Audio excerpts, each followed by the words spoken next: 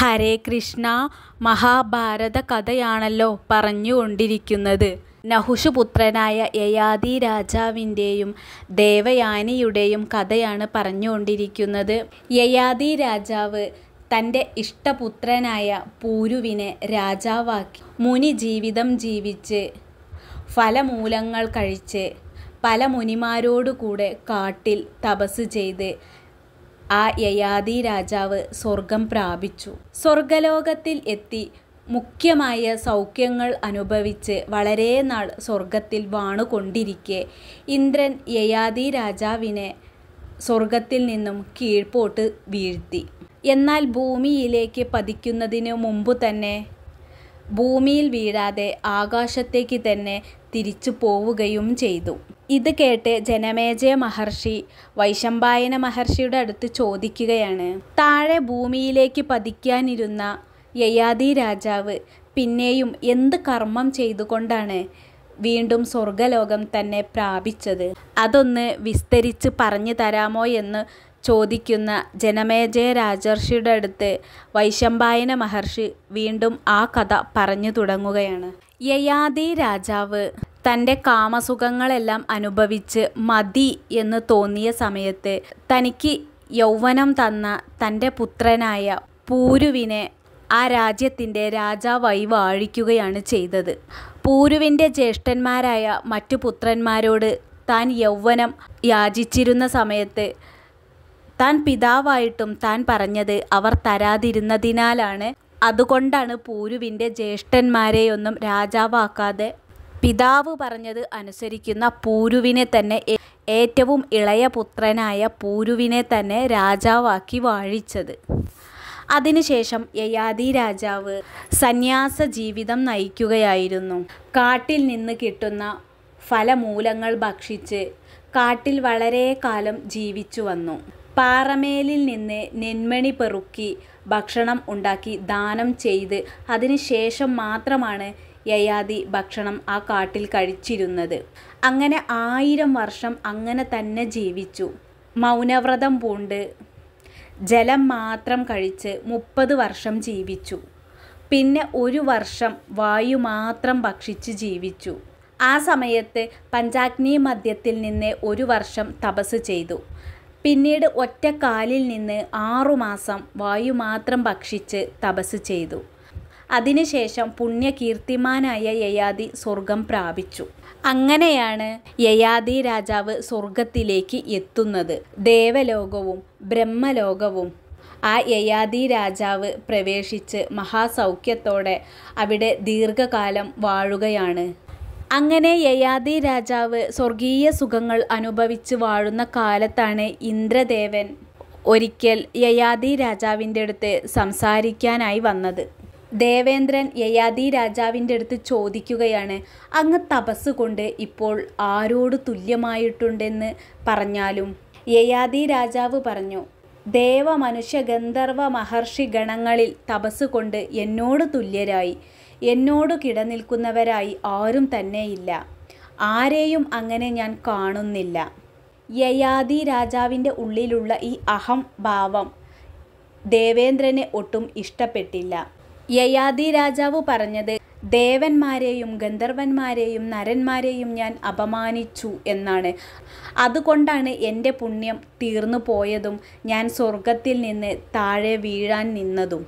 ഞാൻ സ്വർഗത്തിൽ നിന്ന് ഭൂമിയിൽ പതിക്കാൻ കാരണവും അതുതന്നെയായിരുന്നു. യയാതി രാജാവ് ഇങ്ങനെ ഭൂമിയിലേക്ക് പതിക്കുന്ന സമയത്ത് അഷ്ടകമഹർഷിയെയാണ് കാണുന്നത്.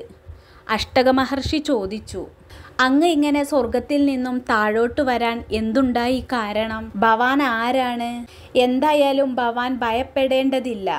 രാജർഷിമാർ വാഴുന്ന സ്ഥലത്തേക്കാണല്ലോ അങ്ങ് എന്തായാലും എത്തുന്നത്. സജ്ജനങ്ങളുടെ മധ്യത്തിൽ അതിഥിയായാണ് അങ്ങ് എത്തുന്നത്. അതുകൊണ്ട് തന്നെ അങ്ങ് എന്തായാലും ശക്തിമാനാണ്.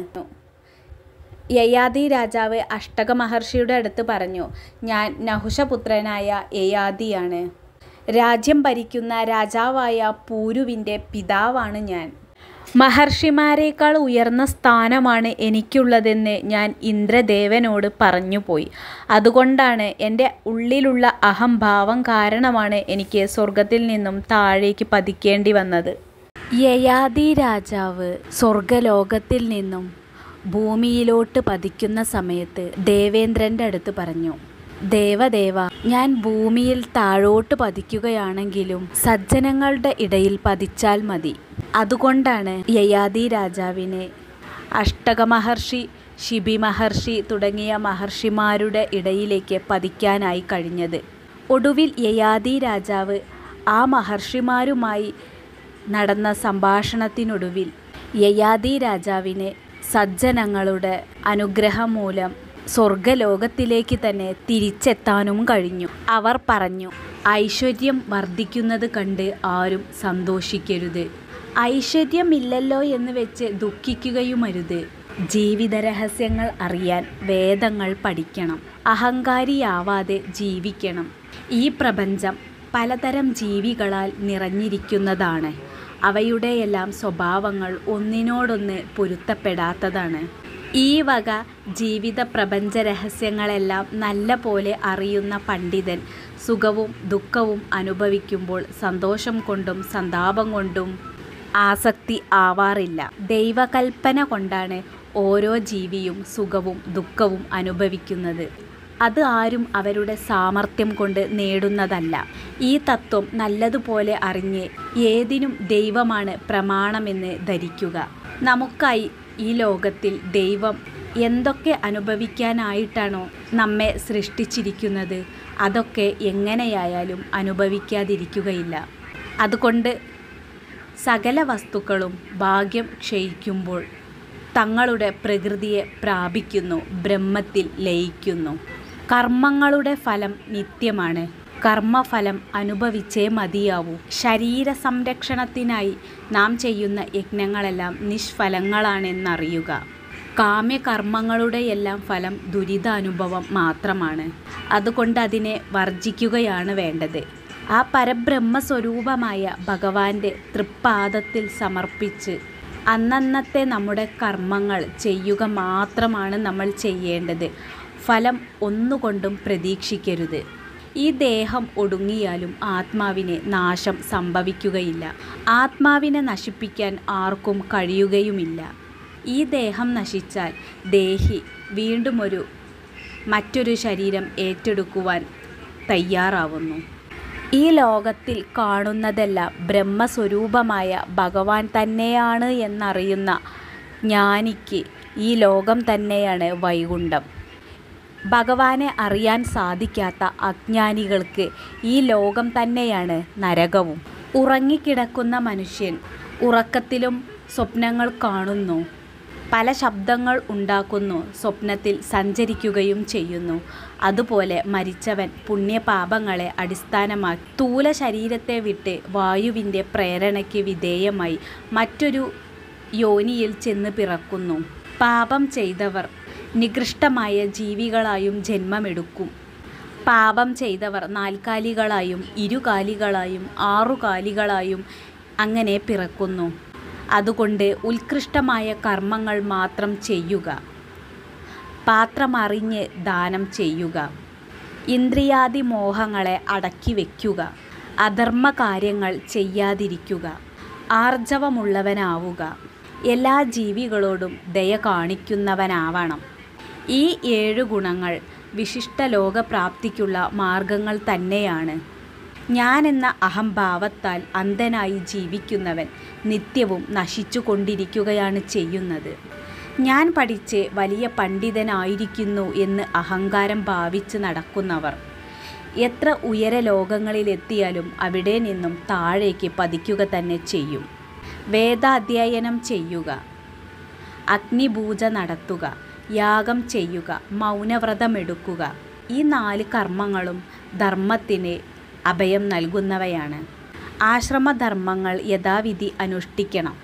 ദാനം, യജ്ഞം, ആധ്യാത്മികം, വ്രതം ഇവയെല്ലാം ശരിക്കും ചെയ്യുക. എന്നാൽ യോഗ്യതയും കീർത്തിയും നേടാം. ഈ ലോകത്തിൽ തന്നെ ബ്രഹ്മജ്ഞാനത്തിൽ ലയിച്ചിരിക്കുന്നവർക്ക് ഇഹത്തിലും പരത്തിലും ഒന്നുപോലെ നിവൃത്തി ലഭിക്കുന്നു.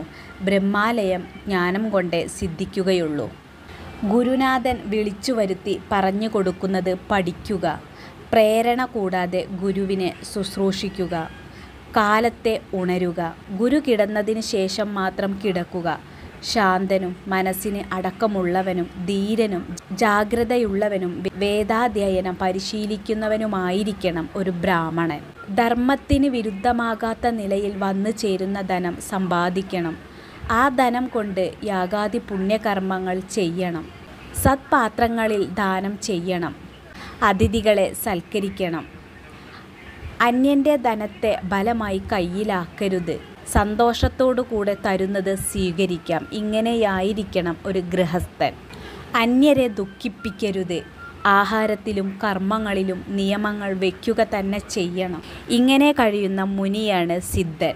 വേദാന്തവാക്യത്തെ അറിഞ്ഞ് ശുദ്ധവും മിതവുമായ ആഹാരം കഴിച്ച് ആത്മശുദ്ധി നേടിയിരിക്കുക. ശരീരവും മനസ്സും ശുദ്ധമായിരിക്കണം.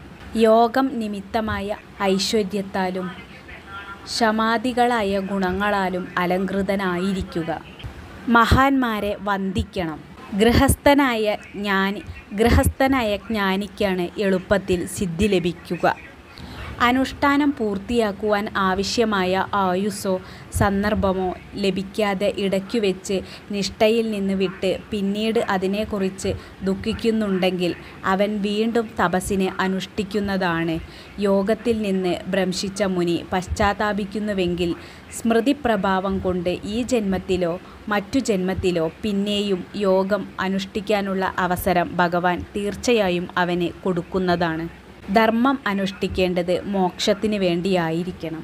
ഇങ്ങനെ ആ 4 മഹർഷിമാരും ആ രാജാവും സംസാരിച്ചു നിൽക്കുന്നതിനിടയിൽ അതാ ആകാശമാർഗത്തിൽ നിന്നും പൊന്മയമായ 5 തേരുകൾ ആകാശത്ത് നിന്ന് വരുന്നു.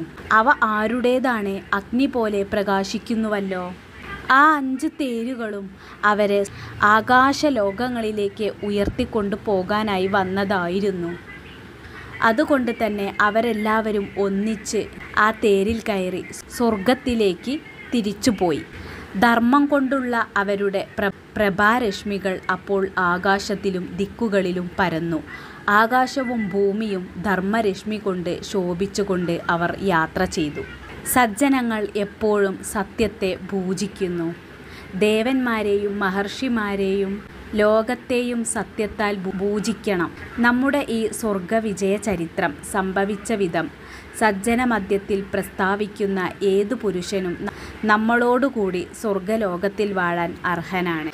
ഇപ്രകാരം നരകത്തിൽ നിന്നും കയറ്റപ്പെട്ട ഈ സച്ചരിതം മഞ്ഞിലെങ്ങും പരന്ന സത്കീർത്തിയോടെ സ്വർഗം പ്രാപിച്ചു.